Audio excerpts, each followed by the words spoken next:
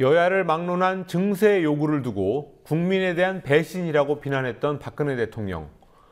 오늘은 증세 없는 복지라는 말을 나는 한 적이 없다고 말한 것으로 전해졌습니다. 논란이 커지자 새누리당은 전원이 사실이 아니라고 진화했습니다. 노지민 PD와 뉴스리뷰 진행하겠습니다. 어서 오시죠. 안녕하십니까. 예, 증세 없는 복지라는 말을 나는 한 적이 없다라는 박근혜 대통령의 오늘 발언이 전해졌는데요. 얼마 후에는 또 그런 발언은 사실이 아니다 이렇게 뒤집기도 했습니다.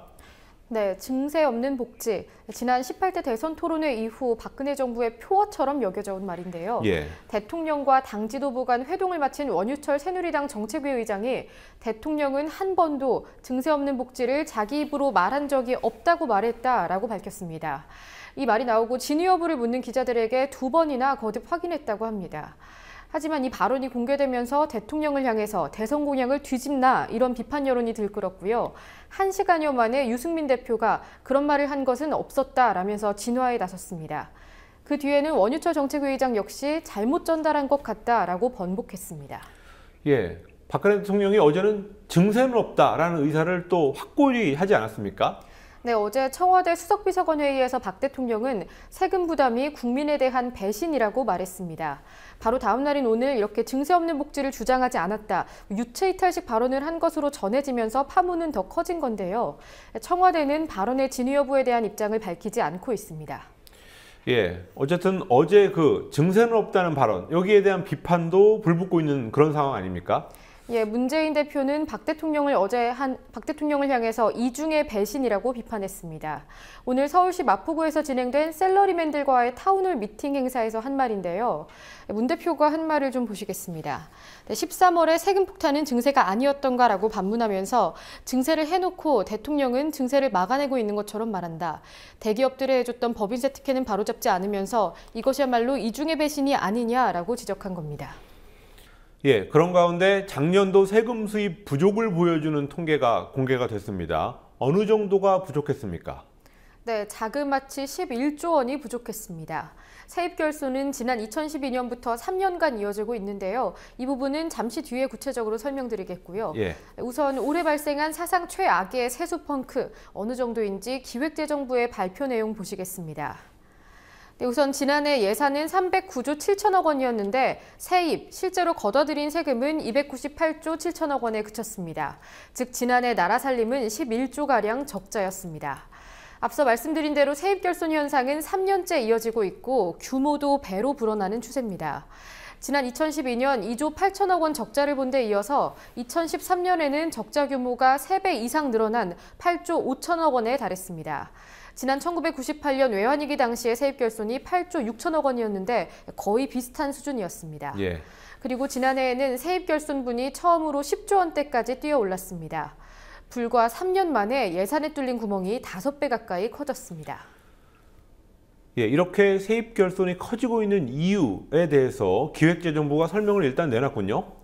네, 기획재정부는 경기 악화로 인해서 법인세와 관세를 비롯한 특정 부문의 세입이 예산에 미치지 못했기 때문이라고 설명했습니다. 전년에 비해서 수입이 줄어든 대표적인 세목들을 보시겠습니다. 우선 법인세부터 보시면요. 약 43조 9천억 원에서 1조 원 이상, 비율로는 약 3% 줄어들었습니다. 이자 소득세의 경우 3조 원대에서 2조 원대로 12% 이상 줄어들었고요. 관세는 10조 원대에서 8조 원대, 비율로는 약 20% 가까이 감소했습니다. 예, 법인세 수입은 이렇게 줄었지만 일반 국민들에게 적용되는 세수는 늘었다. 이런 통계도 나왔군요. 네, 앞서 보신 것과 달리 세수가 더 많아진 경우는 어떤 것이 있는지 좀 보겠습니다. 우선 소득세는 47조 8천억 원이었던 것이 5조 원 이상 늘면서 53조 넘게까지 늘어났습니다. 전년 대비 11% 이상 많아졌고요. 종합소득세는 5% 정도, 근로소득세의 경우에는 22조 원에서 3조 이상 늘어난 25조 4천억 원, 전년 대비 15.5% 늘었습니다. 정부는 법인세 등이 감소한 이유로 경기 침체를 들었는데 이 전제대로라면 어려운 시기에 유리지갑은 털고 기업 사정만 봐줬다는 비판을 피하기 어려워 보입니다. 예, 어쨌든 법인세는 줄어들고 소득세는 늘어나는 그런 현상이 뚜렷이 확인이 됐습니다. 예. 예, 다음 소식으로 가겠습니다. 부실 자원 외교의 대표적인 사례, 캐나다 하베스트사 인수였습니다. 정유 회사인 나알사를 끼워 샀다가 2조 원대의 손실을 봤었는데요. 소위 상류 부분 사업 인수에도 문제가 있었더군요. 네, 우선 석유 산업의 경우에는 상류 부문 그리고 하류 부문 사업으로 나뉩니다. 예. 원유 탐사에서부터 생산 단계까지가 상류, 그리고 수송에서 판매까지를 담당하는 정유 사업. 그러니까 논란이 됐던 날사가 담당했던 것이 하류 부문 사업입니다. 지난 국감 당시 도마에 올랐던 하류 부문 부실 인수에 이어서 상류 부문 사업을 인수할 때도 거품이 껴 있었다는 지적이 나왔습니다. 하베스트사 인수 거래가 아직 성사되지 않았던 때에 지식경제부가 보고받은 자료를 잠시 보시겠습니다. 네, 지식경제부의 의뢰로 지질자원연구원이 작성한 하베스트 상류사업 부문에 대한 검토 의견서입니다. 보시는 대로 생산, 개발 및 탐사 광고의 자산 가치가 과대하게 평가돼 있고 생산 광고 일부는 고갈 상태이기 때문에 생산량 유지를 위해서는 시설비나 운영비가 폭증하는 일이 우려된다고 써 있습니다. 예, 자산 가치가 너무 높게 평가돼 있다. 어느 정도로 높게 평가된 겁니까? 네, 11억 달러입니다. 한화로는 1조 원 이상 부풀려졌던 것으로 확인됐습니다. 석유공사와 지질자원연구원의 자산가치 평가를 좀 비교해 보겠습니다. 먼저 생산, 즉 원유 매장량에 관한 항목입니다. 상업적인 회수가 확실한 확인 매장량, 그리고 가능성이 높은 추정 매장량의 경우 석유공사는 23억 3,800만 달러, 지자연은 16억 1,200만 달러로 평가했습니다. 그리고 그 아래 가능 매장량이라는 게 있는데요. 이건 탐사 결과로는 원유가 있을 것으로 나타나긴 하는데 실제로 발견된 가능성은 현저히 낮은 말 그대로 잠재적인 매장량입니다. 따라서 일반적으로 광구 매매가에 포함시키지 않는 게 일반적인데요. 석유공사는 2억 3,500만 달러의 가치가 있다고 판단했습니다. 네, 그리고 석유공사가 잠재적 가능성에 투자하기로 한 항목이 또 있습니다. 오일샌드나 CBM, 석탄층 메탄가스라는 건데요. 이 두 가지를 비롯한 탐사 및 잠재 자산입니다. 석유공사가 이 자산의 가치를 2억 500만 달러로 평가한 반면에 지자연 측은 일반적인 석유회사 인수합병에서는 자산 가치로 평가하지 않는다라면서 가치 평가 자체를 하지 않았습니다.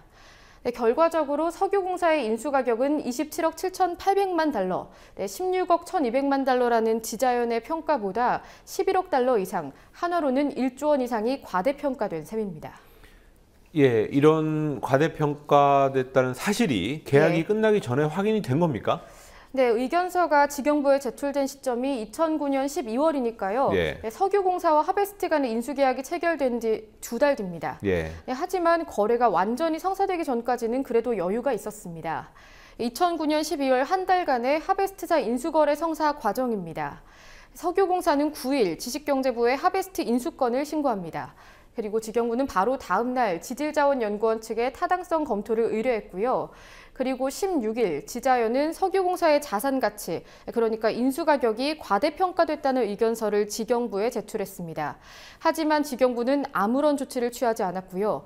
약 일주일 뒤에 캐나다 정부의 승인이 떨어지면서 석유공사의 하베스트 인수 거래는 아무런 문제 없이 마무리됐습니다.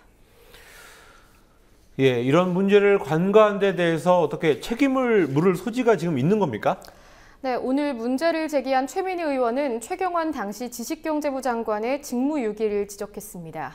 해외자원개발업법상 과거 지경부에 해당하는 산업통상자원부 장관은 필요하다고 인정될 때 관계기관의 조사를 의뢰하거나 또 사업계획 보완을 권고할 수 있습니다. 그런데 이러한 의무를 최경환 당시 지경부 장관이 저버렸다는 겁니다. 예. 하지만 보시는 대로 의무를 강제하고 있지는 않기 때문에 최경환 당시 장관이 법률을 위반했다고 보기는 어렵습니다.